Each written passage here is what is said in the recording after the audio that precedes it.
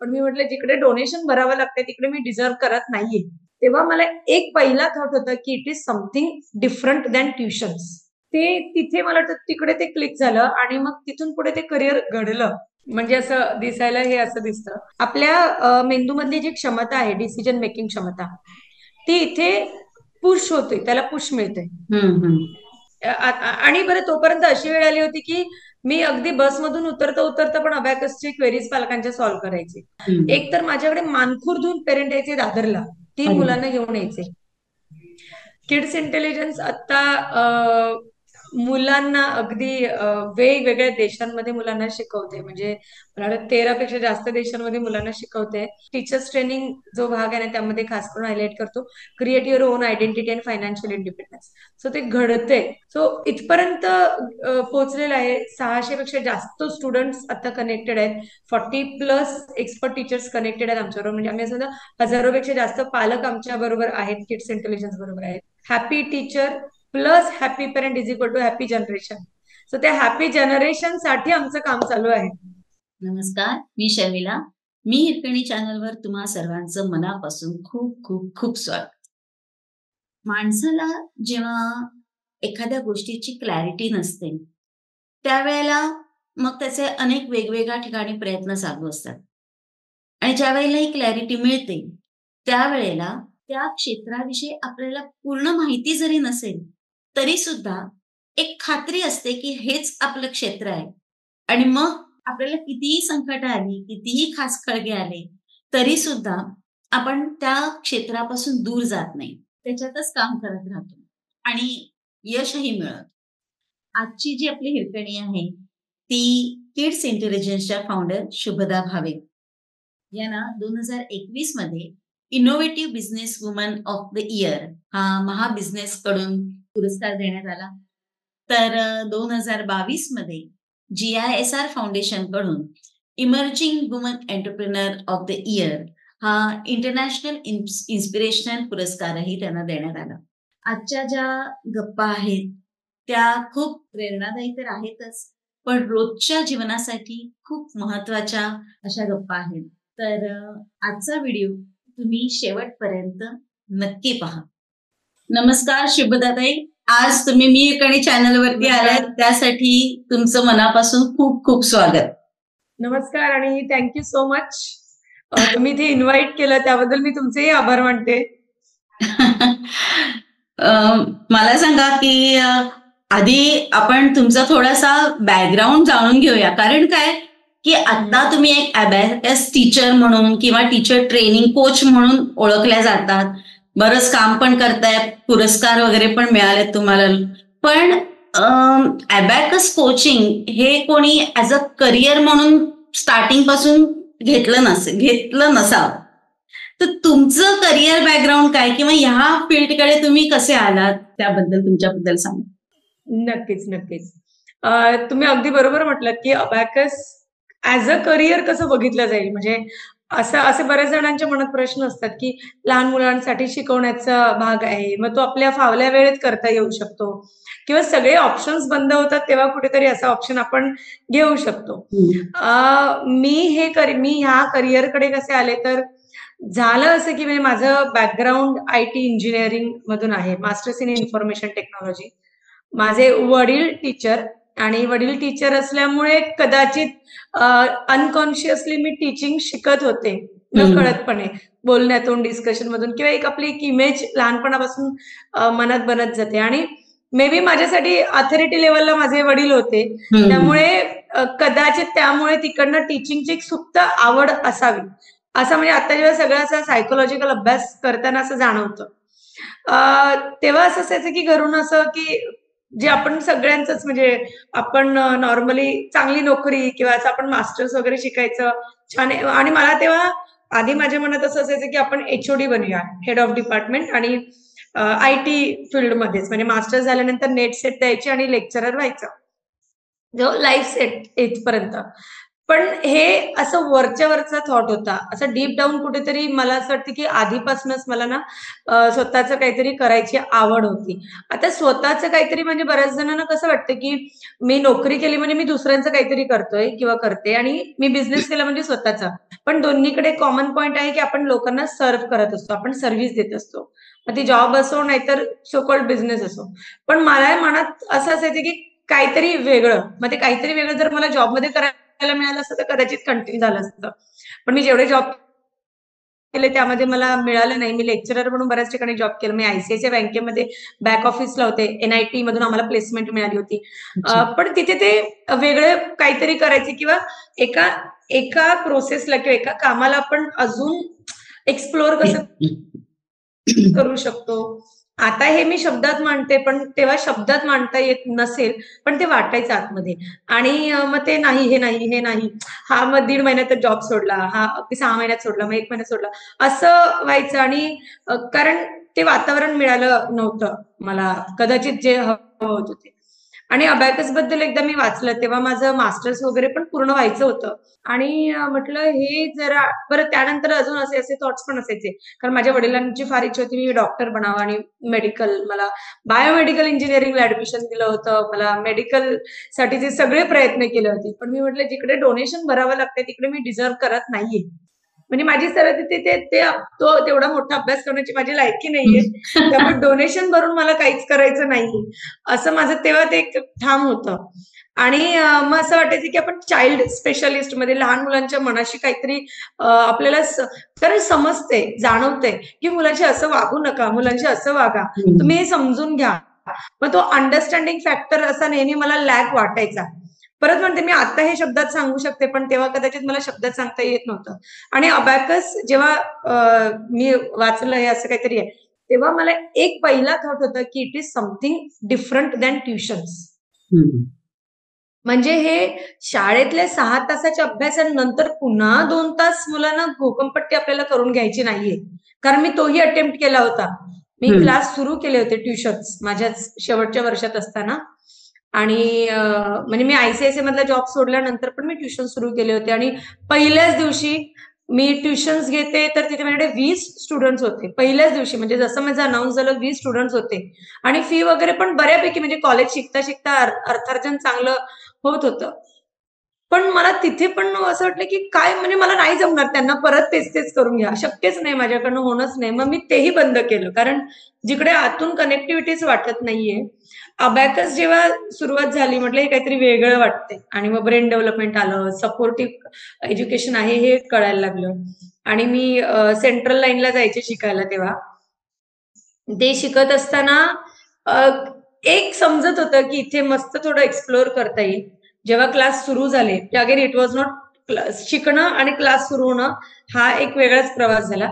पण जेव्हा मुलांशी इंटरॅक्शन व्हायला लागलं ना, तेव्हा तो जो मी एक्सप्लोर होण्याचा स्कोप शोधत होते ना, तो तिथे मला मिळायला लागला, दिसायला लागला. आणि तिथे एक जर असं स्टेबल व्हायला लागतं, की मन स्थिर होतं म्हणजे अजून काही शोधत नाही. तसं काहीसं मला अनुभव त्या रविवारी यायचे जेव्हा मी क्लास घ्यायचे तेव्हा. तिकडून पुढे हे करियर म्हणून घडलं गेलं. तेव्हा काही या पॉइंटला असं डिसाईड नव्हतं, की आपण करियरच करायचं. तिकडे फक्त तेव्हा एकच गोष्ट कारण करियरसाठी माझ्याकडे बरेच ऑप्शन्स होते. डिग्री कंप्लीट होणार होती. मी लेक्चरर म्हणून जॉइन झाले असते किंवा अजून बॅक ऑफिसमध्ये मी कॉर्पोरेटमध्ये जॉब करू शकले असते. असे ऑप्शन्स होते. पण करियरपेक्षा मला मज्जा कशात वाटते ना, ते तिथे मला वाटतं तिकडे ते क्लिक झालं आणि मग तिथून पुढे ते करियर घडलं. ओके. म्हणजे जॉब सॅटिस्फॅक्शनच्या शोधामध्ये जो स्वतःचा शोध घेतला त्याच्यामध्ये अबॅकस हाताला आला असं पण म्हणू शकतो. ॲब्सोल्युटली. ॲक्चुअली हे एकदम परफेक्ट होईल. त्यानंतर पण ना खूपदा असं व्हायचं, की मला अबॅकस या विषयासाठी नावाजलेलं व्हायचं आहे असं नाही. पण मला मुलांशी रिलेटेड किंवा टीचर्स, पेरेंट्स हा जो भाग आहे ना, त्या भागाबरोबर मला कनेक्टिव्हिटी हवी. आता जसं करिअर काउन्सिलिंग हा प्रकार खूप आहे आणि त्याची गरज पण वाटते कारण आता करिअरचे ऑप्शन्स पण खूप आहेत मुलांना त्यामुळे मुलं पण कन्फ्युज्ड होतात आणि एक साधारण 20-25 वर्षापूर्वी तुम्हाला आता हा जो करिअरचा प्रवास आहे त्या वेळेला हे करिअर काउन्सिलिंग वगैरे इतक्या प्रमाणात नव्हतं की त्याची गरज पण वाटत नव्हती किंवा किंवा त्याला तेवढं महत्व आलेलं नव्हतं असं आपण म्हणू शकतो. त्यावेळेला जर ते असतं तर कदाचित हा एवढा शोध घ्यायची वेळ आली नसती बहुतेक. पण त्यावेळेला ह्या गोष्टी आपण पॅरेंट्स पण तेवढे इंटरेस्टेड नसत की एका आपण रुटीन लाईफ मधून जात होतो. त्यामुळे ह्या गोष्टी मला वाटतं म्हणून हा वेगळा एक शोध घ्यावा लागला तुम्हाला असं वाटतं का आज? कारण आता तुम्ही मुलांना गाईड करता त्याच्यातून तुम्हाला त्यांचा कल कुठे आहे वगैरे हे आता लहानपणापासून थोडं थोडं समजत असेल. कदाचित ना, आता तुम्ही म्हटलं ना, की आपण मुलांचा कल कुठे आहे तो कळतो. पण मला ना ते का असं वाटत नाही, की प्रत्येकाबरोबर तसं नाही होऊ शकत. कधी-कधी आपल्याला लहान असताना एखादं मूल वाटतं, की चला हे डान्समध्ये खूप छान आहे. पण मे बी काही काळानंतर त्याचे इंटरेस्ट बदलते, त्याचे स्किल्स बदलतायत, सगळं बदलू शकतं. त्यामुळे हे नेहमी थोडंसं अर्ली जजमेंट आपण होत राहतं, की ठीक आहे, याचा कल इथे आहे वगैरे. हां, काही मुलांच्या बाबतीत आपण तो कल त्यात दिसतो सुद्धा, की आता आहे आणि जर त्या दिशेने जर विदाऊट थिंकिंग की मुलांचं करियर आपण ह्याच्यात करू. म्हणजे उदाहरण आता समजा माझी मुलगी क्रिकेटला जाते. सो क्रिकेट हा करियर वाईज बघितलं तर चांगला ऑप्शन आहे. पण आमचं हे असं नाही की ते करियर झालंच पाहिजे तिचं. She is enjoying, she is building something. ती काहीतरी बिल्ड करते, तिच्या ॲबिलिटीज काहीतरी शिकते आणि त्याच्या बेसिसवर पुढे करियर बदलूही शकतं किंवा हे पण राहू शकतं. मला तुम्ही आता जो प्रश्न विचारलात, की कदाचित तेव्हा करियर काउन्सिलिंग नव्हतं किंवा तेवढं अवेअरनेस नव्हता. म्हणजे एक एक साचेबद्धपणा होता. म्हणजे आज खूप सारे ऑप्शन्स आहेत. तो साचेबद्धपणा होता ना, मग मला कधी-कधी ना तो साचेबद्धपणा खटकायचा. एक किस्सा मला आठवतो. मला वाशीच्या एका शाळेचा म्युनिसिपालिटी शाळा होती आणि त्या शाळेचं मला कॉल लेटर आलं होतं. माझं इंजिनिअरिंग डिप्लोमा नंतर माझ्या आई-वडिलांनी माझं सगळं फॉर्म डिटेल भरून वगैरे ऍप्लिकेशन पाठवलं होतं. ते पेपरात यायचं ना लोकसत्ता, महाराष्ट्र टाइम्समध्ये की व्हॅकन्सीज असतील तिथे. तर माझं तसं जॉब ऍप्लिकेशन पाठवलं होतं. सगळे डॉक्युमेंट्स पाठवले होते आणि माझं सिलेक्शन झालेलं. आता मजा अशी की पाठवत असताना मी म्हटलं कुठे काही येणार, जाऊ दे ह्यांच्या समाधानासाठी पाठवूया. आणि माझं सगळं असा इंटरनल असा खटाटोप चालूच होता, की काहीतरी वेगळं, काहीतरी वेगळं. ते सगळं चालूच होतं. आणि पाठवलं. पाठवल्यानंतर झालं असं, की मला ते कॉल लेटर आलं. मला पुढचे इंटरव्ह्यूज आणि डॉक्युमेंट घेऊन जॉइनिंगसाठीच बोलावलं गेलेलं. पण तेव्हा नेमकं ते तारीख जी होती ना, त्याच्या 1 दिवस उशिरा मला ते मिळालं. कारण आम्ही असे अशा सोसायटीत राहत होतो. तिथे असं म्हणावं की शेजारच्यांच्या घरी गेले ते कॉल लेटर आणि तिकडनं आम्हाला एक दिवस उशिरा आला. माझे आई-बाबा फार नाराज झाले. म्हणजे एवढा चांगला म्हणजे गव्हर्नमेंट जॉब हा असा हुकला. म्हणजे तुझं लाईफ सेट झालं असतं. एकदाचं ते आपण म्हणतो ना, एकदाचं जॉईन झालं असतं. मग काय राहिलं फक्त लग्न करायचं. पण मग तेही नाही झालं. पण त्यावेळेला ना मला एवढा आनंद झाला आतून, एवढं बरं वाटलं. Thank God. ही संधी हुकली. म्हणजे काय करायचं ते होईल पुढे, पण मला हे नव्हतं करायचं. तो साचेबद्धपणाच मला सारखा खटकायचा. तो नकोसा वाटायचा. मग ते अगदी शाळेच्या परीक्षांपासूनच प्रत्येक वेळी म्हणजे ते शाळेमध्ये पण मला असं वाटायचं, की काय म्हणजे मला असं व्हायचं, की 10वी कधी पूर्ण होईल? किंवा ह्या सगळ्या गोष्टीतून कधी बाहेर पडून मोकळेपणाने काय पाहिजे ते करू. मे बी त्यामुळे असं घडत गेलं सगळं. म्हणजे ते असतं आपल्याला डेस्टिनी ड्राईव्ह करत असते आपण म्हणतो. त्यावेळेला नाहीच होत त्या गोष्टी. किती प्रयत्न केले तरी होतच नाही. ते व्हायचं असतं तेच घडत जातं. घडत जातं. आणि तुम्ही मगाशी म्हणालात ना, की पेरेंटचा अवेअरनेस आता पेरेंटना पण तेवढं माहिती आधीच्या पेरेंट्सना माहिती नव्हतं. मला असं वाटतं ना, की प्रत्येक स्टेजला म्हणजे प्रत्येक म्हणजे एरा असं म्हणूया आपण आता कसं डिजिटल एरा वगैरे चालू आहे. तर आपले जे आई-वडील होते किंवा मे बी आपले आई-वडील लहान होते तेव्हा त्यांचे आई-वडील. तर प्रत्येक पॉइंटला ना लहान मूल हे ना हिंट देत असतं. म्हणजे ही हिंट देत असतं. फक्त ते parent must be aware enough की ही हिंट आहे. म्हणजे 2.5 वर्षाची माझी मुलगी जेव्हा ती एक्सरसाइज करण्यामध्ये जास्त इंटरेस्ट दाखवायला लागली, तेव्हा आम्ही पकडलं की let's divert her into the sports. Physical ऍक्टिव्हिटीमध्ये हिला डायव्हर्ट करू. आणि ते मग आतापर्यंत तरी ते बरोबर वाटते. म्हणजे तिथे खूप रेजिस्टन्स किंवा नाहीतर मग ते ओढाताण करून जा रे बाबा मला हवंय तू जिमनॅस्ट बनावं म्हणून कर, असं नाही होते. तर ते माझ्या बाबतीत ते झालं होतं, कारण मी 5वी मध्ये असताना मे महिन्याच्या सुट्टीमध्ये ना मी काय करायचे, लोकर असते ना आपली, ती लोकर आणि विणकाम असतं. तर मी त्या लोकर आणि त्या सगळ्या स्किलने मी ते शिकले होते माझ्या एका रिलेटिव्हकडे बघून. तर मी त्यातून हेअर बँड्स विणायचे. ताटावरचं रुमाल कन्सेप्ट होता, माहितीये का तुम्हाला? हो. ताटावरचं रुमाल, त्यानंतर रबर, स्कर्ट, स्वेटर. तर सुरुवातीला मी काय केलं, खूप छोट्या छोट्या गोष्टी ना मी विणकाम सुरू केलं, म्हणजे प्रोडक्ट्स बनवले. त्यांना व्यवस्थित मी पाकिटामध्ये सील करायचे, कॅल्क्युलेट करायचे की मला सुईचा किती खर्च आला, मला ते लोकरीचा किती खर्च आला, मग त्यातून किती गोष्टी बनल्यात, मग तो खर्च काढून आता मला किती ₹5 प्रॉफिट पाहिजे, मग मी याची किंमत लावेल. मग ते व्हाईट रेड बॉर्डरचे स्टिकर्स असायचे, ते आणले मी, त्यावर किंमत लिहिली आणि माझं प्रोडक्ट रेडी झालं. आता हे मी कोणाला देऊ? मग त्यांचे कोणाचे तरी केस लांब पाहिजेत, त्यांना विकता येईल. मग लांब केस असलेल्या एरियातल्या मुलींशी बोलले, त्यांना मी सांगितलं हे असं असं आहे वगैरे. सो ह्या सगळ्या गोष्टींमध्ये मला असं वाटतं की जर, आणि तेव्हा माझे आई बाबा विचारायचे, काय करते, जा खेळायला जा, दिवसभर काय करत बसलाय. पण दॅट वॉज द हिंट की हिला काहीतरी एंटरप्रेन्योरशिप कडे हिचा ओढा असू शकतो. तर माझं असं म्हणणं आहे की प्रत्येक मुलं हिंट देत असतं. आपण फक्त ऍज अ पेरेंट ते ओपन माइंडने बघितलं पाहिजे. बरोबर. तिथे पण मला ते साचेबद्धपणा खटकायचा. मला हे तुमचं आता ऐकताना, तुम्ही रिच डॅड पुअर डॅड जर पुस्तक वाचलेलं असेल. येस येस येस, रॉबर्ट कियोसाकींचं पुस्तक आहे. येस, रॉबर्ट माझं ते कियोसाकी. अर्धच वाचलंय, मी ते पूर्ण वाचलं नाही. पण काही गोष्टी अशा नॅचरली असतात, त्या Yes, yes. तसा मुलांच्या सगळ्या एनर्जीला वाव दिला ना की घडतं करिअर त्यांचं. बरोबर. आता करिअर तर मला सांगा की अबॅकस, म्हणजे आतापर्यंत माझा स्वतःचा समज असा होता की अबॅकस हे लहान वयातच शिकवतात. मी माझ्या मुलाला पण शिकवलं होतं.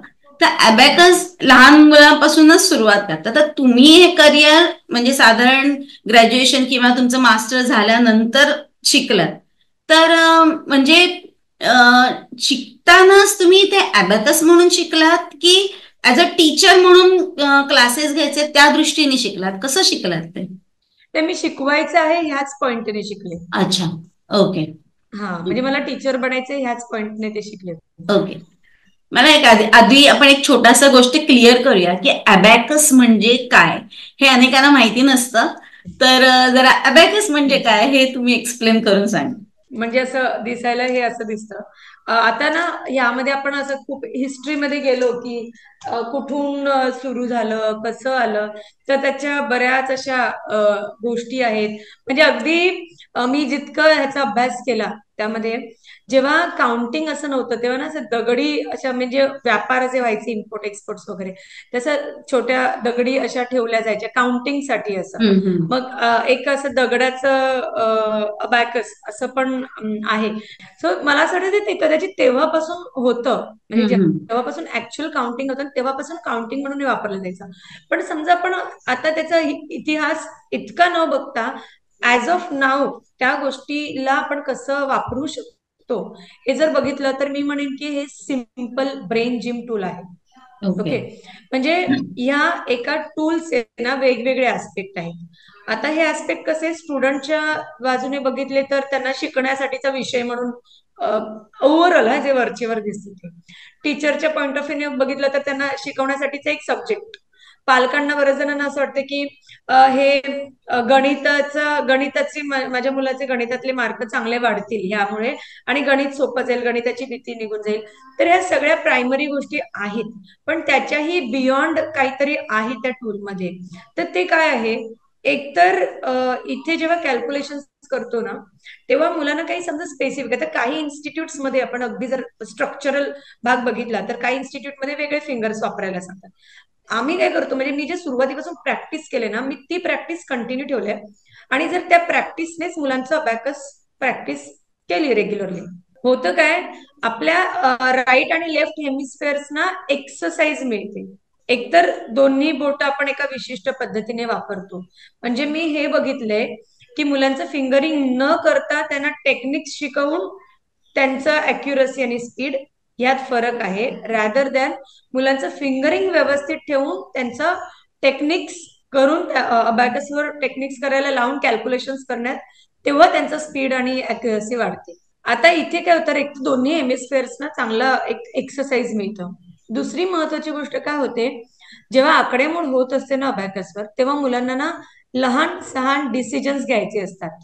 म्हणजे हम्म, आता मी काय ऍड करू, आता मी कसं कोणता फॉर्म्युला वापरू, आणि हम्म, बरं मला ते सगळे डिसिजन जर मी टाइम लावलेला आहे, मला ते कमी वेळामध्ये घ्यायचे आहेत, तर मला अजून 5 डिसिजन घ्यायचे आहेत. हम्म, म्हणजे इथे मी म्हणते की आपल्या मेंदूमधली जी क्षमता आहे, डिसिजन मेकिंग क्षमता, ती इथे पुश होते, त्याला पुश मिळते. हम्म, हम्म, आता एका ठिकाणी एखादी क्षमता डेव्हलप होते, इट इज नॉट नेसेसरी की ती क्षमता तिथेच वापरली जाईल.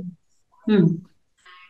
म्हणजे मुलामध्ये जेव्हा चालणं आणि उभं राहण्याची क्षमता तयार होते, तेव्हा तीच क्षमता वेगवेगळ्या ऍक्टिव्हिटीज मध्ये बरोबर. वापरली जाते, की धावण्यासाठी वापरली जाते, बसण्यासाठी,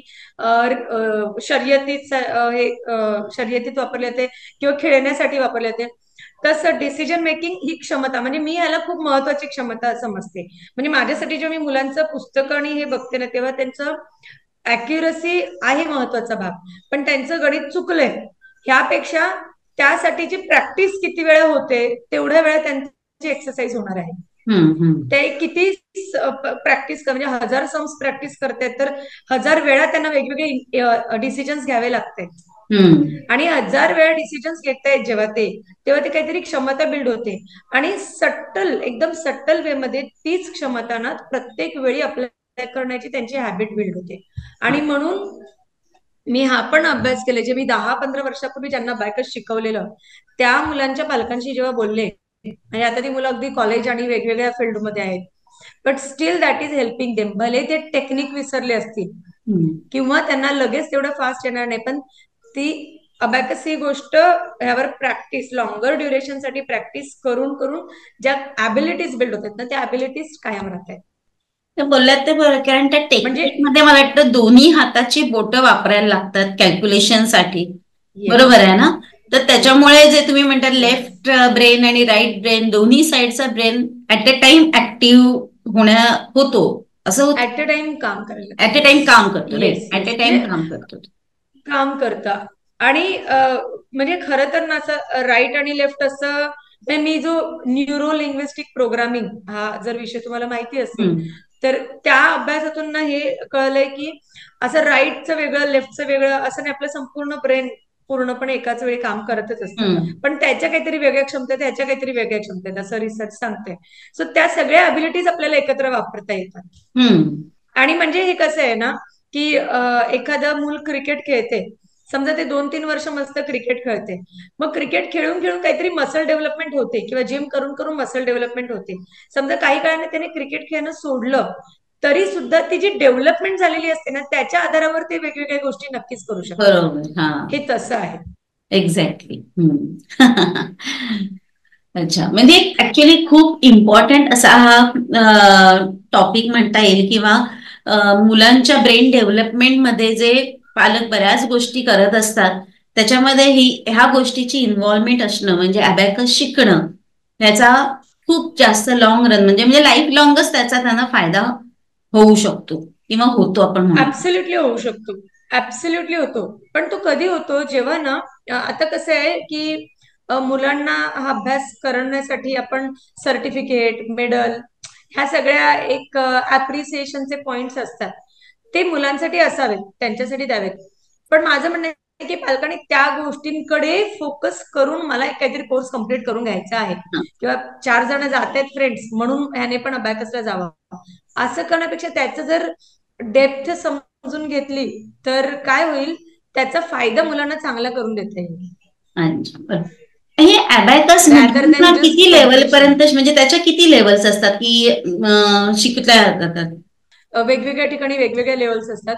पण 10 लेवल्स मध्ये पूर्ण टेक्निक्स, म्हणजे अगदी मुलांचे addition, subtraction, multiplication, division, decimal number, negative number, अशा सगळ्या टेक्निक्स आपण कम्प्लीट करून घेऊ शकतो 2.5-3 वर्ष मुलांना प्रॅक्टिस देऊन.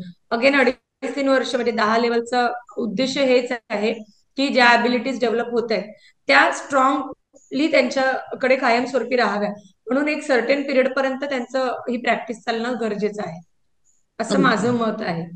ओके. मग हे आता आता जर तुम्ही बोललात हा पॅरेंट्सची इन्व्हॉल्वमेंट, की पॅरेंट्स नेहमी मुलांच्या सगळ्याच कुठच्याही क्लासला घातलं तरी त्यांना आपलं मूल हे पहिलं यायला हवं असतं, आणि मग त्याच्यासाठी मार्क बघणं, आणि ह्याच्यामध्ये अनेकदा त्या मुलाचा त्या गोष्टीतला इंटरेस्टच निघून जातो, की त्यांनी काहीतरी वेगळ्या गोष्टी एन्जॉय करत असतं ते मूल ती गोष्ट, पण सगळीचकडे स्पर्धा आली की मग ते मुलाचा पण तो इंटरेस्ट कमी होतो. मग यासाठी तुम्ही काम करताना पॅरेंट्स, टीचर आणि पालक तिन्ही लेवलवर काम करता. मग पॅरेंट्स बरोबर कसं काय काम केलं जातं, काय समजवता तुम्ही? Okay okay. आता पॅरेंट्स बरोबर ना अबॅकस साठी खास करून म्हणजे जेवढं जेवढं आम्हाला पॉसिबल आहे तेवढं थ्रू व्हिडिओज आणि बाकी ट्रेनिंग्स मधून तर होतच, किंवा आम्ही सिस्टमच असं तयार करतोय आणि ऑलमोस्ट आमचं तशीच सिस्टम रन होते की जिथे ह्या गोष्टींना थोडं सेकंडरी इम्पॉर्टन्स देता यावं. म्हणजे मी असं म्हणणार नाही की देऊच नाही, पण ते येतं कारण मी एकटी किंवा फक्त एकच म्हणजे काही लिमिटेड टीचर्स किती पालकांना सांगणार बरं. आणि असंही नाही की सगळेचे सगळे पालक याच माइंडसेटचे आहेत. काही पालक खरोखरच जेन्युअनली फक्त ह्याचं बेनिफिट झालं पाहिजे. We are not that much interested in certification completion आणि रेसमध्ये. पण इथे आम्ही काय केलं माहितीये, तुमचं मेन प्रश्न की पालकांबरोबर कसं काम होतं, त्यासाठी ना आम्ही काय करतोय, कारण पालक कनेक्टेड आहे टीचर बरोबर. टीचर जेव्हा, आणि माझं असं म्हणणं ना, टीचरकडे अगदी 100% पॉवर आहे, म्हणजे सत्ता आहे ना टीचरची असं म्हटलं तरी चालेल. टीचरने सांगितलं म्हणजे ती पूर्व दिशा मुलांसाठी पण. टीचरने सांगितलं तर बरोबर आहे. म्हणजे मी नेहमी म्हणते, माझ्या मुलीला मी म्हटलं हे 3 आहेत, तर ती म्हणते नाही हे 3 आहेत का माझ्या टीचरने सांगितलेले आहेत हे 3 आहेत. तर आम्ही मेन काम आमचं टीचरवर असतं. म्हणजे तिथे म्हणून आम्ही किड्स इंटेलिजन्स मध्ये ना फ्रँचायझी सिस्टम असं नाहीये की कोणीही समोरून आलं की आम्हाला फ्रँचायझी घ्यायची घ्या, आपण तसं करत नाही. आपण एक्सपर्ट अबॅकस टीचर तयार करतो आणि या एक्सपर्ट अबॅकस टीचरचं बॅकएंडला ट्रेनिंग चालू असतं बरंचसं. मग मुलांचं शिकवण्याच्या पद्धतीमध्ये काही रूल्स रेग्युलेशन्स आहेत, मुलांशी बोलण्याच्या पद्धतीमध्ये, टीचरवर स्वतःवर अशा काही गोष्टी त्यांना जिथे जिथे चॅलेंजेस येतात तिथे तिथे डील करणं. सो टीचरवर मेजर काम होतं, जेणेकरून टीचर, पेरेंट आणि स्टुडंट या दोन्हींना प्रॉपर डायरेक्ट करू शकेल. ओके. दुसरा भाग आम्ही करतोय की मुलांनी रॅट रेस कॉम्पिटिशन्स या सगळ्यामध्ये न जावं म्हणण्यापेक्षा त्या गोष्टीकडे थोडं वेगळ्या पॉईंट ऑफ व्ह्यूने बघावं. म्हणून अबॅकसच्या तुम्ही ऐकलं असेल अशा कॉम्पिटिशन्स बऱ्याच होतात, स्पर्धा असतात इंटरनॅशनल लेवल, स्टेट लेवल वगैरे, आणि त्यातून 100 आणि हजारो मुलं बसतात आणि कोणीतरी पहिले असे 3 असे असतात ते बेंचेस असतात ना, त्यावर नंबर 1, नंबर 2, नंबर 3. मला पर्सनली हे रँकिंग आणि हे मला पटत पण नाही आणि मला स्वतःला ते आवडत नाही. पण मग करायचं काय हा आमच्या समोर प्रश्न होता की जिथे पालकांना ऑलरेडी कॉम्पिटिशन हवंय आणि आपल्याला हवंय की तुम्ही कॉम्पिटिशनला वेगळ्या पद्धतीने बघा. मग तिथे आम्ही ना अबॅकस मॅरेथॉन हा कन्सेप्ट सुरू केला. ओके. अबॅकस मॅरेथॉन म्हणजे काय, तर एका स्टुडंटचं एक स्टुडंट अबॅकसची कॉम्पिटिशन देणार. समजा 10 मिनिटाचा त्याने कॉम्पिटिशनचा पेपर त्याचा दिला, त्यानंतर त्याला थोडा ब्रेक असेल आणि मग पुन्हा 10 मिनिटं सेम प्रकारचा पॅटर्न पण वेगळी गणितं असतील. अच्छा. म्हणजे एक मूल 2 फेज मध्ये कॉम्पिटिशन देते. आता त्याचं कॉम्पिटिशनचा तो विनर आहे की नाही हे कशावर ठरणार, तर पहिल्या फेज मध्ये त्याने जितके मार्क मिळवले, जितके करेक्ट सम्स होते, त्यापेक्षा एक जरी करेक्ट सम पुढच्या फेज मध्ये असेल, म्हणजे लेटेस्ट टेक एन एक्झाम्पल, पहिल्या फेज मध्ये त्याने 50 करेक्ट सम सोडवले 10 मिनिटांमध्ये आणि दुसऱ्या फेज मध्ये 51 करेक्ट सम सोडवले, ओके, तर ते मूल विनर आहे. Very simple.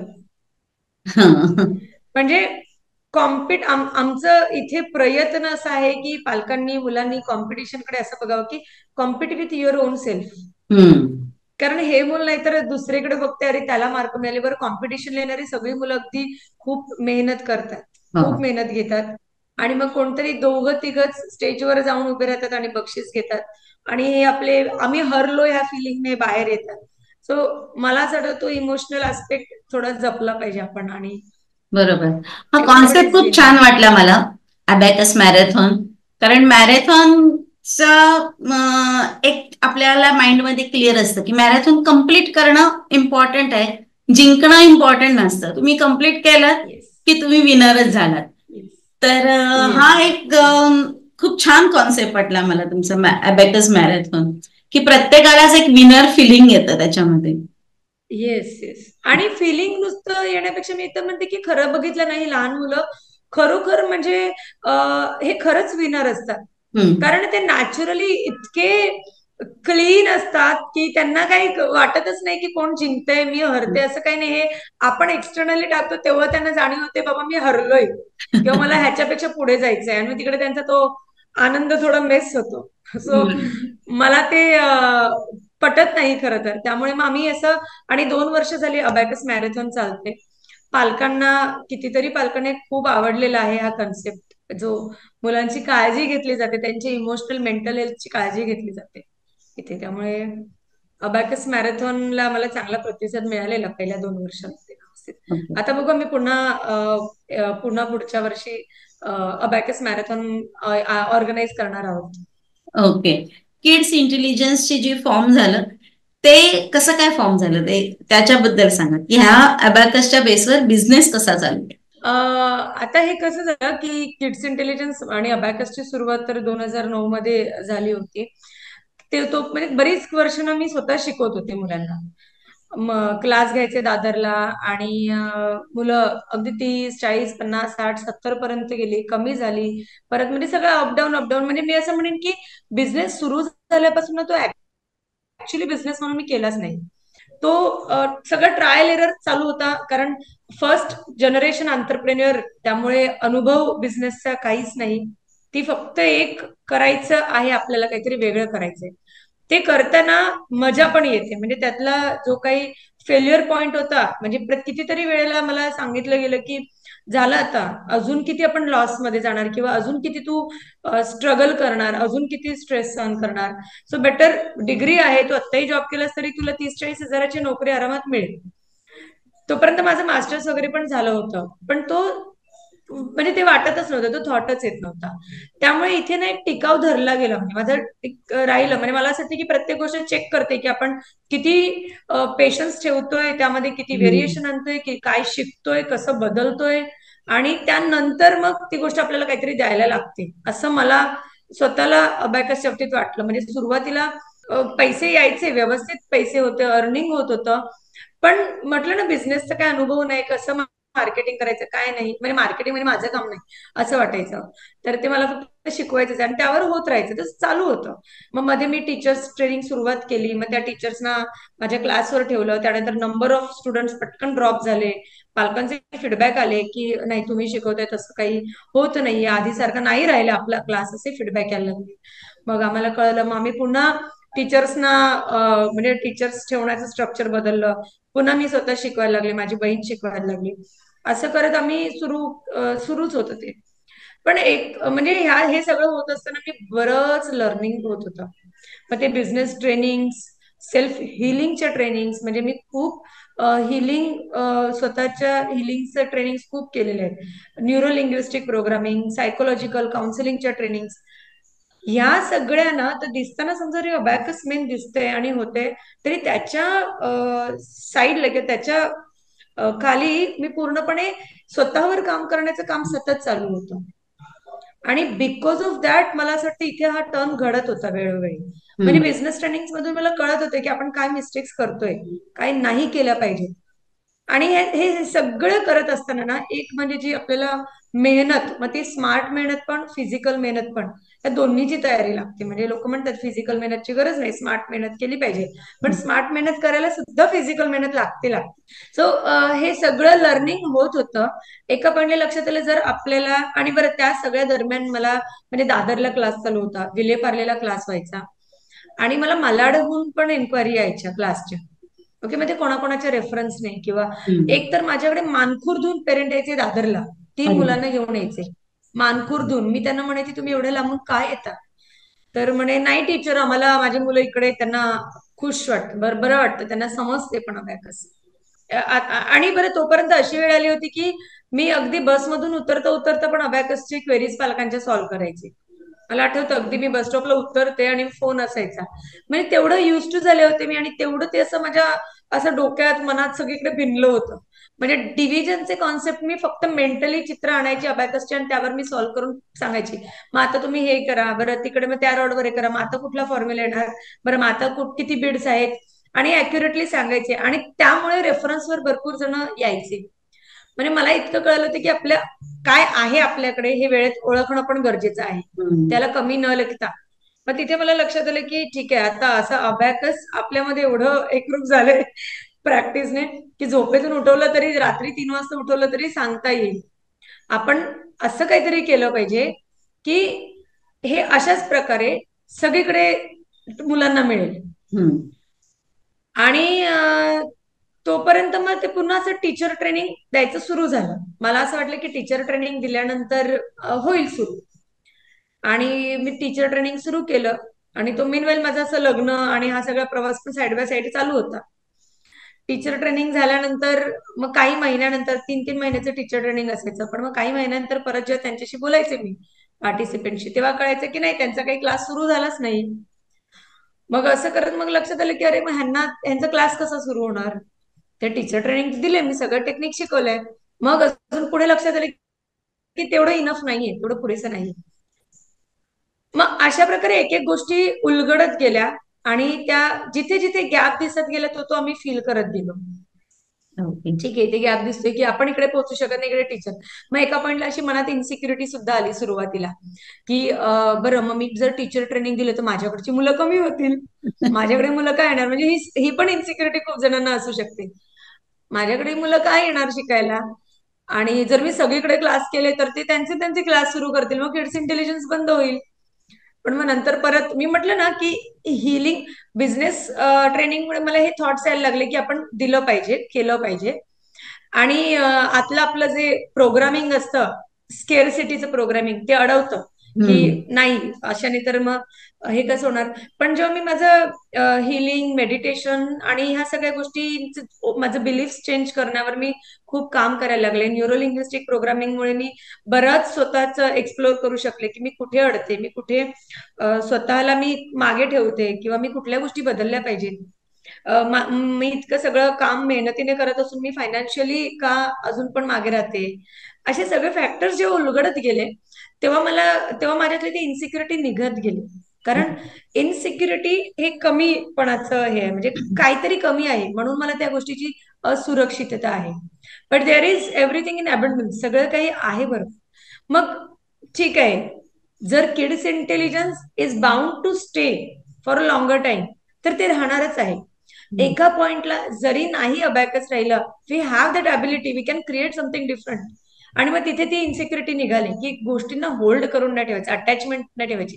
तीही अशी अटॅचमेंट, प्रेमाची अटॅचमेंट ही वेगळी गोष्ट आहे, पण अशी अटॅचमेंट ज्या अटॅचमेंटमुळे ग्रोथ नाही होणार, ना किड्स इंटेलिजन्सची होणार, ना मला जे आता जमतंय शिकवायला ते. जर मी 10 टीचर्सना शिकवलं तर अजून मुलांपर्यंत पोहोचेल ना, ती ग्रोथ होणार, कोणाचीच ग्रोथ नाही होणार. असं करत करत मग फायनली हे सगळं तयार होत गेलं स्टेप बाय स्टेप. तसे आहे की कुठची नवीन गोष्ट आपण करत असतो किंवा वेगळी काहीतरी करत असतो त्यावेळेला आपल्याला ना कोणाचा तरी सपोर्ट लागतो, मेनली फॅमिलीचा सपोर्ट लागतो. जर नसेल तर तिथपासूनच एक वेगळा लढा चालू करायला लागतो. पण मग खरंय. तुमच्या बाबतीत काय झालं? कारण वडील टीचर होते त्यामुळे कदाचित टीचिंग काय आहे हे त्यांना समजत असेल, पण तरी सुद्धा असा काही लढा द्यावा लागला का? आणि ह्याच प्रोसेसमध्ये तुमचं लग्न पण झालं, त्याच्यामुळे सासरून कसा सपोर्ट मिळाला त्याबद्दल? खूपच मस्त प्रश्न आहे. म्हणजे माझा पर्सनल एक्सपिरियन्स मी म्हणते की मी फॉर्च्युनेट समजते की मला वेळोवेळी सपोर्ट मिळत गेला. आधी असं होतं सुरुवातीला जेव्हा काहीतरी करायचंय वेगळं, म्हणजे माझी मास्टर्स 2 ची एक्झाम चालू होती आणि तेव्हा मला किड्स इंटेलिजन्सचं लोगो आणि हे सगळं फॉर्म करायचं होतं. तेव्हा आई वडिलांचं असं म्हणणं होतं की तू आधी एक्झाम दे, तू आधी एक्झाम दे, मग तू कर. म्हणून तुझं एकदा लग्न होऊ देत, मग तू काय काय करायचंय ते. पण मी तिथे काही मानलेच नाही, कारण माझ्या आतून कॉल इतका स्ट्रॉंग होता की मी करूच शकले नाही. मी देईन एक्झाम, पण मला माहितीये मला त्या सर्टिफिकेटचा पुढे उपयोग नाही होणार आहे कुठे. तर मी अभ्यासात आता वेळ घालवू शकत नाही, व्हायचंच नाही माझं ते. मग आपले लोगो डिझाईन कुठून होणार, वेबसाईट कसं करायचं, हे सगळं, ह्या सगळ्यामध्ये माझं पूर्ण थॉट, कसं आपण स्ट्रक्चर ठेवायचं, आपलं बँक अकाउंट कसं, म्हणजे कुठे कुठल्या बँकेत अकाउंट उघडायचं वगैरे, हे सगळं चालू होतं. त्यामुळे तिथे आता कसं ना, तो विरोध नव्हता आईचा किंवा वडिलांचा विरोध नव्हता. ते आई वडील काळजीपोटी एक त्यांना माहिती असलेलं that is a safe way, ते बरोबर. मुलांना सेफ वेने पाठवत होते. पण इनर कॉल स्ट्रॉंग असेल तर तो शक्यच नाही. तो त्यांचा सेफ वे, तो आपला सेफ वे नसतो. त्यामुळे तिकडे तो असं म्हणता येईल की तो हिट झाला नाहीच. त्यानंतर जेव्हा फायनान्शियल सिच्युएशन फार वर्स्ट होती, म्हणजे कर्ज वगैरे असं सगळंच होतं, मी प्रिंटिंग खूप जास्त करून ठेवलेली वगैरे, सो कॉल्ड खूप साऱ्या गोष्टी होत्या. तेव्हा पण होतं, आता तरी थांब, आता जॉब करू शकतेस तू किंवा असं. पण तिथे पण मी मानले नाही. त्याच्यामुळे मग म्हणजे शक्यच नव्हतं ते, इट इज इम्पॉसिबल. मी बघूच शकत नाही स्वतःला दुसरं काही करताना. त्यानंतर मग मग एका सर्टेन पॉइंटला आल्यावर ना, आपल्या आजूबाजूच्या लोकांना कळायला लागतं ही जिद्द किंवा हा माइंडसेट एवढा स्ट्रॉंग आहे, त्यामुळे आपल्याला करायचंच आहे. म्हणजे आता काय पर्याय नाही, आता ठरवलेलंच आहे तर करायचंच आहे. त्यामुळे म्हणजे मला दुसरीकडे जॉब, चांगला गव्हर्नमेंट जॉब लावण्यापासून, बरं त्यानंतर मधल्या काळामध्ये मी आफ्टर मॅरेज, आणि माझं जेव्हा मी लग्न होऊन इथे आले, तेव्हा इनिशियली थोडस आमच्या घरी एक आजारपण, स्ट्रगल हा भाग होताच. त्यामुळे त्यामध्ये, आणि आमच्याकडे इथे सासरी कसं ना, सगळे असे चांगले छान अब्रॉडला शिकलेले आहेत, वेगवेगळ्या देशांमध्ये सेटल आहेत, सगळे एकदम चांगल्या पोस्टवर नोकरीला आहेत, सुना म्हणा किंवा बाकी सगळे मेंबर्स. मग सून काय करते तर अबॅकसचे क्लास घेते. अबॅकस, आणि तेव्हा ते असं बोलत, अबॅकस करते का तू, असं म्हणजे कोणी नातेवाईक वगैरे. तर ते मला तेही नाही आवडायचं, अबॅकस करते वगैरे असं काही नाही, माझी स्वतःची कंपनी आहे आणि मी ओनर आहे, मी फाउंडर आहे, मी स्टार्ट केले. पण ते मी तेवढं बोलणं इतकं काही दिसत नाहीये, काय करते काय करणार आहे माहिती नाही. मधल्या एका चॅलेंजिंग पिरियड मध्ये मी पुन्हा जॉब पकडला, अल्फा कॉलेज आहे विलेपार्लेला.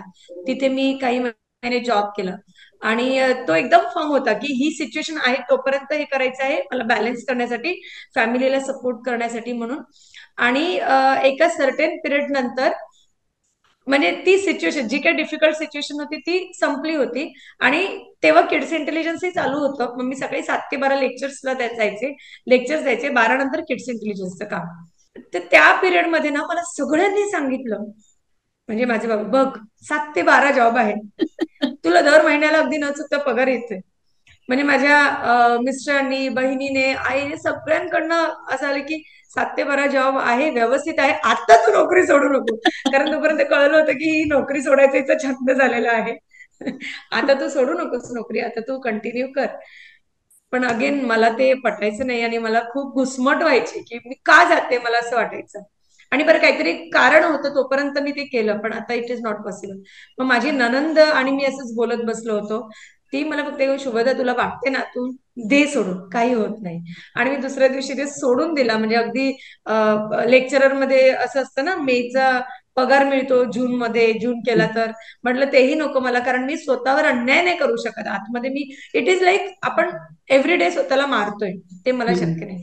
त्यामुळे सपोर्ट होता, आणि आहे, अजूनही आहे. आता तर माझे मिस्टर माझ्या बरोबर किड्स इंटेलिजन्स मध्ये पूर्णपणे पार्टनरशिप मध्ये आलेले आहेत. सो खूप चांगला सपोर्ट आहे ह्या बरोबर ना. आता इथे ना अजून एक पॉइंट मला काय सांगावं असं वाटेल, की असंही अशाही सिच्युएशन्स असतात, अशाही वेळा असतात की जेव्हा आपल्याला तो सपोर्ट नसतो मिळत. तो सपोर्ट स्वतःच स्वतः बिल्ड करायला लागतो. कधी कधी तो सपोर्ट मिळावा यासाठी आधी आपल्याला प्रूव्ह करावं लागतं. बरोबर. म्हणजे बऱ्याच जणींना काय करतात की मला नाहीये सपोर्ट, माझी सासू आजारी आहे, किंवा माझे मिस्टर नसतात घरी, किंवा एवढंच आहे, माझी फायनान्शियल परिस्थिती अशी नाहीये. मला त्या सगळ्या एक्सक्युजेसच्या पुढे जाऊन जर केलं ना, तर ते सगळे एक्सक्युजेस सेट होतात. अदरवाईज मग ते एक्सक्यूज मध्येच राहतात, कारण सपोर्ट आयता मिळत नाही. किती पण सपोर्टिव्ह लोक असले आपल्या आजूबाजूला, तरी तो सपोर्ट मिळवायला लागतो. ते प्रूव्ह कर, कारण सपोर्ट करणाऱ्याला पण तर पाहिजे की मी कशासाठी सपोर्ट करू. आणि जर एखाद्याला खरंच प्रेम करणारी माणसं आहेत आणि त्यांना दिसते की ही करते, तर ते सपोर्ट करतातच. पण त्याआधी म्हणजे खूप आता एन्क्वायरीज जेव्हा असतात त्यांच्याशी बोललं जातं ना, तेव्हा मला असं लक्षात येतं की खूप एक्सक्युजेस समोर असतात. नाहीये सपोर्ट तेवढा, हे नाही. पण कुठल्या पण सिच्युएशन मध्ये ऍटलिस्ट आपण 5-10% तरी करू शकतो, आणि मग ते वाढल्यानंतर आपोआप सपोर्ट मिळतोच मिळतो. बरोबर. हा त्याबद्दल प्रश्न म्हणजे जास्त करून ना बायकांना हा जे एक्सक्युजेस हेच असतात की मला हे जमत नाहीये. न जमण्याची अनेक कारणं असतात, पण त्या पलीकडे जाऊन मला हे करायचंच आहे. ते कारण माहितीये ना, आपण आता काही शॉपिंग करायचं असेल किंवा एखादी वस्तू आपल्याला हवी असेल तर बायका उलाढाल्या करतात, पैसे साठवतात, काही करतात आणि ती हा, वस्तू मिळवतातच, है की नाही. पण अगदी बरोबर. ज्या वेळेला असं काहीतरी करायचं असतं, म्हणजे ते इनर कॉलिंग जे म्हणतात ते खूप महत्वाचं आहे. कारण आपल्या मी हिरकणी चॅनलवरती आपण हेच हेच दाखवायचं असतं की हा येस. जो प्रवास आहे ना, यश सगळ्यांना दिसतं. हो, यशस्वी झाल्यानंतर सगळेच आपल्याला ओळखत असतात, वाहवा होत असते सगळ्यात. आणि मग वाटतं की ही व्यक्ती कोणीतरी वेगळीच आहे, की हिलाच हे पॉसिबल आहे, हिने काय काय केलं, ही एकदम वेगळी व्यक्ती आहे. पण ते तसं नसतं. सगळ्यांच्या लाईफमध्ये कमी अधिक प्रमाणात सारखेच प्रॉब्लेम असतात आणि ते प्रॉब्लेम अगदी. कसे ओव्हरकम केले जातात किंवा त्या प्रॉब्लेमला कशा प्रकारे तोंड दिलेलं आहे तेच आपल्याला ह्याच्यातून सांगण्याचा एक प्रयत्न असतो की तुम्ही थांबू नका, करत राहा अगदी, आणि अगदी. आपोआप सपोर्ट बनत जातो. बनत येतो. आता तुम्ही सपोर्टवर जे म्हणालात ना, इथे ना अजून एक गोष्ट आपण काय सांगू शकतो आपल्या चॅनलद्वारे, किंवा काय होतं जेव्हा सपोर्टच्या मागे पण ना माणसांबरोबर, म्हणजे समजा फॅमिली मेंबर्स आहेत ज्याचा सपोर्ट मिळवायचा आहे, त्यांच्याबरोबर जुळवून घेण्याची क्षमता पण पाहिजे. सपोर्ट कधी मिळतो? तुम्ही जेव्हा त्यांना समजताय, जुळवून घेताय, तुम्ही स्वतःचे इगो बाजूला ठेवताय किंवा स्वतःचे एक्सक्युजेस बाजूला ठेवताय, तेव्हा बरोबर लोक सपोर्ट करतात. ते किड्स इंटेलिजन्स मध्ये आता किड्स इंटेलिजन्सचा प्रवास कुठपर्यंत गेलाय आणि काय त्याचे फ्युचर प्लॅन्स आहेत? किड्स इंटेलिजन्स आता मुलांना अगदी वेगवेगळ्या देशांमध्ये मुलांना शिकवते. म्हणजे मला वाटतं 13 पेक्षा जास्त देशांमध्ये मुलांना शिकवते. आणि भारतातून तर आहेत आपले एक्सपर्ट अबॅकस टीचर, पण त्याचबरोबर वेगळ्या देशांमध्ये पण एक्सपर्ट अबॅकस टीचर्स आहेत. म्हणजे असे टीचर्स आहेत की ज्या ज्या फक्त एकदा भेटलेले आहेत मला फिजिकली ऑफलाईन मध्ये, पण त्यांनी पूर्ण online training through, sessions through, जे आमचे इतर लाईव्ह सेशन्स होतात, या सगळ्या थ्रू त्यांनी अगदी नॉन टीचिंग बॅकग्राऊंड मधल्या टीचर सुद्धा आता अगदी 50+ स्टुडंट्सना हँडल करते, जणू काही ते एक्सपिरियन्स टीचर आहेत. आणि इथे ना काय होतंय की स्वतःची एक वेगळी ओळख, म्हणजे आम्ही टीचर्स ट्रेनिंग जो भाग आहे ना त्यामध्ये खास करून हायलाइट करतो, create your on identity and financial independence. So ते घडतंय, फॅमिलीजना सपोर्ट होते. सो इथपर्यंत पोहोचलेलं आहे. 600 पेक्षा जास्त स्टुडंट्स आता कनेक्टेड आहेत, 40+ एक्सपर्ट टीचर्स कनेक्टेड आहेत आमच्याबरोबर. म्हणजे आम्ही असं 1000पेक्षा जास्त पालक आमच्या बरोबर आहेत, किड्स इंटेलिजन्स बरोबर आहेत. आमची बॅकएंड टीम 8-10 टीम मेंबर्स आहेत किड्स इंटेलिजन्सच्या बॅकएंड टीम मध्ये. आणि किड्स इंटेलिजन्सचा अबॅकस कोर्सच नाही तर इतरही वेगवेगळे प्रोग्राम्स आहेत. आणि प्रत्येक प्रोग्राम मध्ये आम्ही हे बघतोय की एक क्वालिटी आणि लॉंग टर्म रिलेशन मेंटेन राहील. अगेन इथे अजून एक थॉट की अबॅकस हा सब्जेक्ट आहे किंवा वैदिक मॅथ्स हा सब्जेक्ट आहे, कोणतेही सब्जेक्ट आहे. इम्पॉर्टंट मेन मूळ काम आमचं हे आहे की टीचर्स तयार करायचे आणि त्या टीचर्स थ्रू एक चांगला इम्पॅक्ट करायचा आहे. कारण मुलं टेक्निक्स शिकणार, पण त्याच्याबरोबर 50% ते टीचर्सचे व्हॅल्यू, स्टाईल, बिलीफ सिस्टम सगळं घेणार आहेत. तिकडे ऍक्च्युली म्हणणं आमचं असं आहे की happy teacher plus happy parent is equal to happy generation. So त्या हॅपी जनरेशन साठी आमचं काम चालू आहे. खूप सुंदर. कारण आपण म्हणतो नाही का की मुलं एकदम प्युअर असतात, त्यांना तुम्ही जसे घडवाल तसे ते घडत जातात. आणि त्यावेळेला चांगला टीचर मिळणं आणि चांगलं एन्व्हायरमेंट मिळणं हे महत्वाचं असतं. इम्पॉर्टंट आहे. त्याच्यामुळे अगदी अगदी. एक जनरेशन घडवण्याचं खूप सुंदर काम तुम्ही करताय.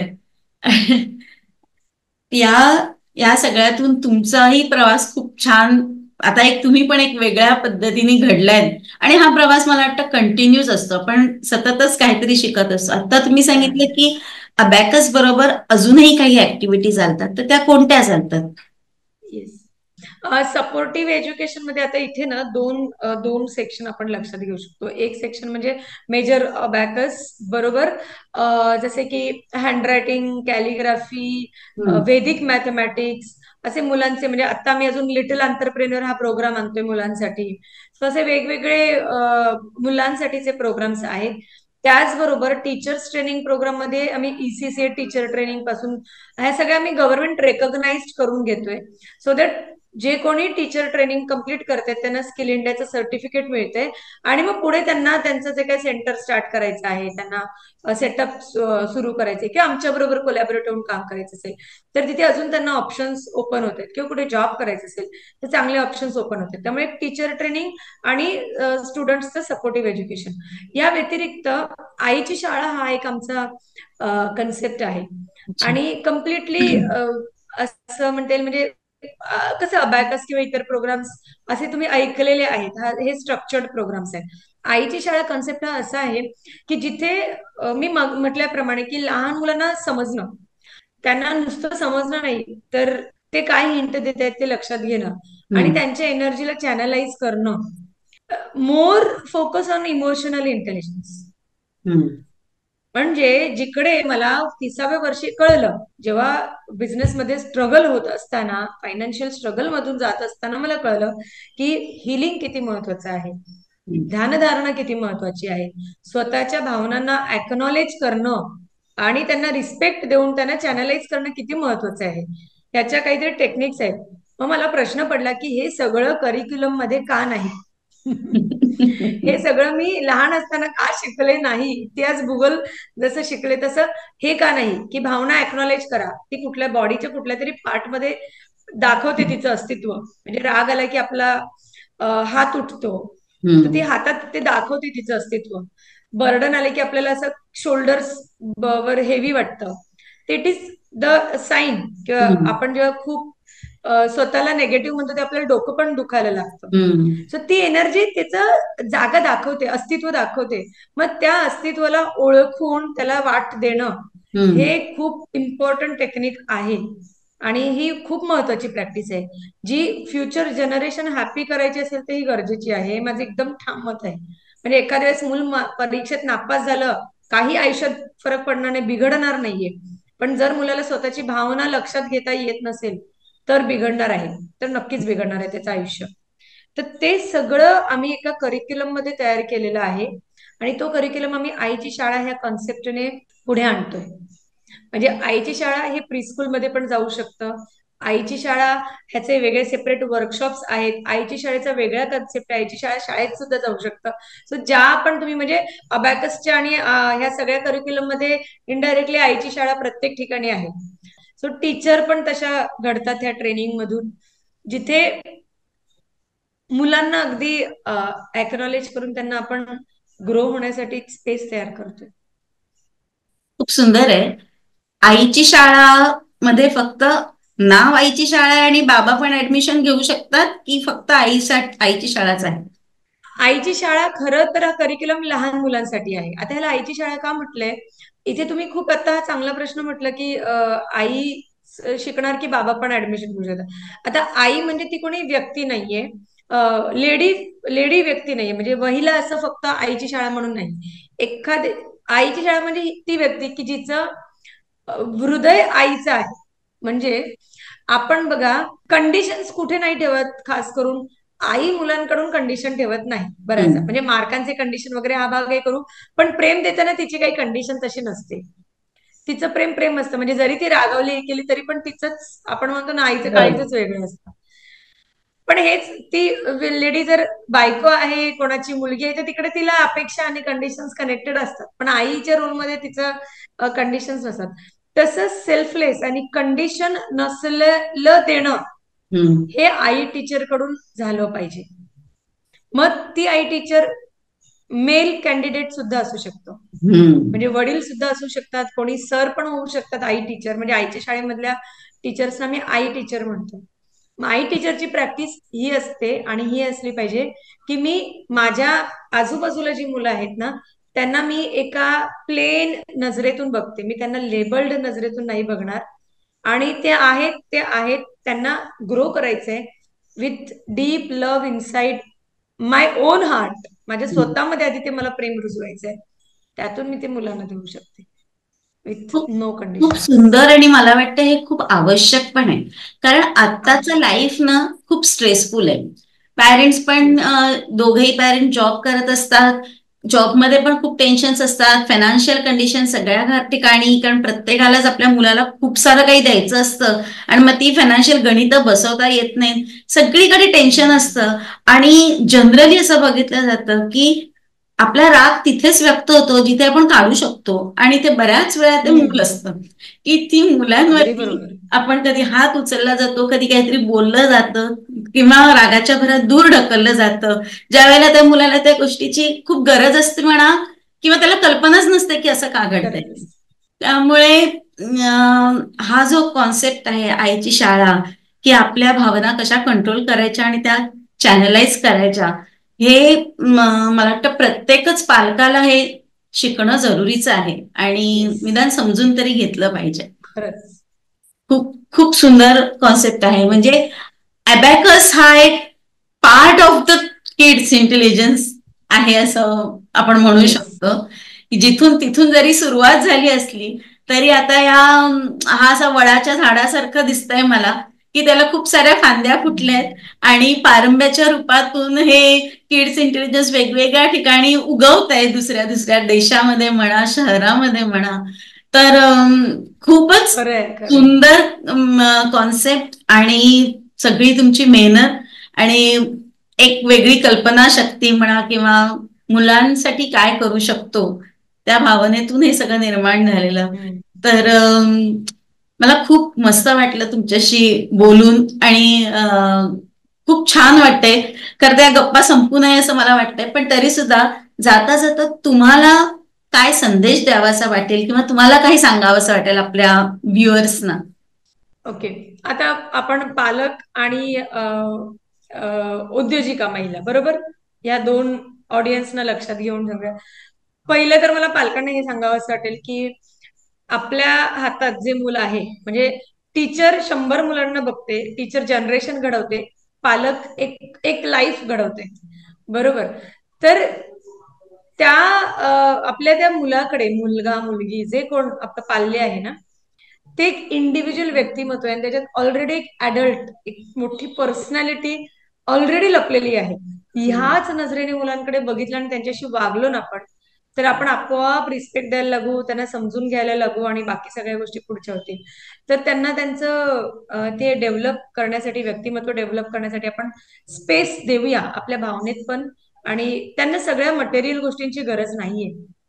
त्यांना काहीतरी अजून वेगळं सुद्धा आपल्याकडनं हवंय आणि त्यासाठी तुम्ही स्वतःवर पण काम करा असं पालकांना सांगावंच वाटेल. आणि महिला उद्योजकांना एक्सक्युजेस आपण सगळे बाजूला ठेवू. कारण जर मी म्हणते ना जर आपण किचन सांभाळू शकतोय तर तिथे आपण मॅनेजमेंट व्यवस्थित करतोय.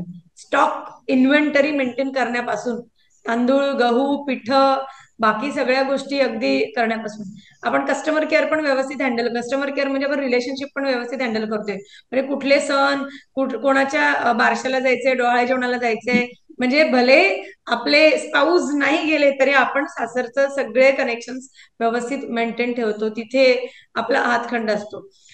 एका वेळी मल्टीटास्किंग करतो म्हणजे एका बाजूला कुकरच्या शिट्ट्या चालू आहेत आणि दुसऱ्या बाजूला मुलाचं दप्तर भरणं चालू आहे किंवा होमवर्क घेणं चालू आहे किंवा डबे भरणं चालू आहे. सो असं सगळ्या गोष्टी करतो. म्हणजे जर बघितलं तर वी आर डुईंग मल्टीटास्किंग आणि ते पण इफेक्टिव्हली होतं. त्यानंतर आपण थकतो पण करतो आपण. मग एवढं पोटेन्शियल आहे तर हे पोटेन्शियल फक्त चार भिंतीत नाही ठेवायचंय. त्या सगळ्या पोटेन्शियलला बिझनेसमध्ये आणून आपण वापरू शकतो. आणि जर ते वापरलं नाही तर ते वेस्ट जाणार आणि जर ते वापरलं तर ते वाढत राहणार. हे माझं असं स्पष्ट म्हणणं आहे. त्यामुळे बरेच जण थांबतात की फायनान्शियल कंडिशन आता नाहीये तर ती कधीच सुधारणार नाही. ती कधीच सुधारणार नाही. जर का ती आता नाही सुधारली, तर त्यासाठी ऍक्शन नाही घेतली, तर ती विदाऊट ऍक्शन सुधारणार नाही. मग ते तसंच राहणार. सो चक्रातून कुठेतरी बाहेर येण्यासाठी तुम्हाला स्वतःलाच असं ब्रेक करायला लागणार. आणि जर थांबण्यासाठी तुमच्याकडे 10 कारणं आहेत, हजारो कारणं आहेत, एक कारण शोधा की ज्यातून तुम्ही पूर्णपणे पुढे येण्यासाठी तयार व्हा. एक कारण तुम्हाला ते मिळालं पाहिजे. आता मला करायचंय, माझी एक वेगळी ओळख, फायनान्शियली इंडिपेंडेंट बनायचं आहे. आणि याचा सगळ्याचा फायदा आहे ना, फायदा म्हणण्यापेक्षा याचं सगळं प्राऊड वाटतं आपल्या फॅमिलीला, मिस्टरांना प्राऊड फिलिंग होतं, मुलांना प्राऊड वाटतं, कारण मुलं आईला एका वेगळ्या रोलमध्ये वेगळ्या पोझिशनला बघतात. आणि मला असं वाटतं ना, स्वतःवरचं, खास करून लेडीजसाठी ना, स्वतःवरचं स्वतःची व्हॅल्यू जपणं आणि वाढवणं, that is the best gift तुम्ही तुमच्या मुलांना देऊ शकता. तुम्हाला वाटतं 24 तास आपण मुलांच्या मागे लागलो आणि 24 तास त्यांना भरवण्यात वेळ घालवला की आपली व्हॅल्यू होते, असं नाहीये. आपली व्हॅल्यू वाढली की बरोबर त्यांना हे बेस्ट गिफ्ट देतो, कारण आपण आपल्यात खुश राहायला लागतो आणि त्यांना तेच हवंय. बरोबर. खूप दॅट्स इट. मला सुंदर. वाटतं खूप मोठा मेसेज झाला, पण हा एक मेसेज आहे. खूप सुंदर. कारण आपल्या बायकांना अगदी साधी आपली खास रेसिपी सुद्धा आपण पटकन दुसऱ्याला सांगत नाही, कारण ती कॉपी होईल अशी एक कुठेतरी इनसिक्युरिटी असते. तर या खरंय, खरंय, खरंय. इनसिक्युरिटीतून तुम्ही बाहेर या. आणि मी तर सांगेन की जेवढ्यांना ऍब्सोल्युटली. शक्य आहे किंवा ज्यांना कोणाला काही करायची इच्छा आहे, स्वतःच्या घरातून व्यवसाय करायचा आहे, बाहेर कुठेतरी करायचे, एक ओळख निर्माण करायची, तुम्ही शुभदातांशी कनेक्ट होऊ शकता. कारण आता तुम्हाला समजलंच की नुसतंच अबॅकस नाही, तर इतरही अनेक गोष्टी आहेत ज्याचं तुम्ही ट्रेनिंग घेऊ शकता. आणि जो विषय तुम्हाला आवडेल त्या विषयामध्ये तुम्ही त्यांच्याशी कनेक्ट होऊन एक स्वतःचं अस्तित्व निर्माण करण्यासाठी निदान प्रयत्न तरी नक्कीच करू शकता. बरोबर. नक्कीच, नक्कीच. So thank you yes, so much absolutely. की तुम्ही आज चॅनलवर आलात आणि खूप सुंदर गप्पा झाल्या. शर्मिला ते थँक्यू, कारण हे आता तुम्ही मी हिरकणी हे चॅनल मी पाहिलं, कितीतरी इन्स्पायरिंग स्टोरीज तयार झालेल्या आहेत या चॅनलवर. आणि you are also doing great job. म्हणजे आमच्या सारख्यांना एक चांगला प्लॅटफॉर्मही मिळतोय आणि तुम्ही हे सगळं करताय, एवढं सगळं टाइम मॅनेज करून. सो तुमचे पण खूप आभार मनापासून, म्हणजे मला इथे इन्व्हाइट केल्याबद्दल. Thank you so much. Thank you. Thank you so much.